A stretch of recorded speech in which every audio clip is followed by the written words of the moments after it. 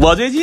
特别想吃那种可以即食的鱼豆腐，但是市面上卖的里边基本都没有什么鱼肉，所以我买了100多斤东星斑。我打算做点100%纯鱼肉的鱼豆腐小零食，看看吃起来是什么感受。然后按照去年我们做鱼丸的经验，这鱼肉切完了得是用小勺刮成鱼蓉才行。但是这东星斑处理起来可比去年的虎斑麻烦多了。因为这玩意儿它贵呀，我们抠这鱼肉比抠家里那卫生死角还卖力。就这么说吧，我们抠完的鱼骨，那院里的野猫都不惜正眼瞅一眼，你就说这活干得多仔细吧。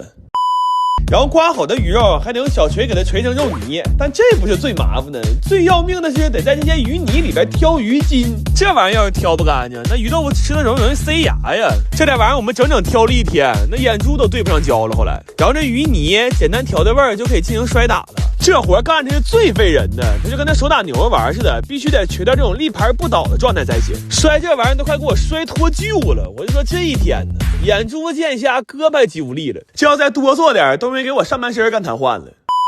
然后这鱼豆腐蒸完之后特别紧实，就这么捶都捶不碎，所以它吃的时候口感也特别有嚼劲。但是那种原味的鱼豆腐放凉了当零食吃可能会有点腥，所以我打算先卤后烤，给它做成炭烤鱼豆腐。就光调这个卤汤我们就老下功夫了，我们是用鱼骨熬的鱼汤作为原汤干的，能不能增鲜不知道，但主打的就是一个原汤化原食。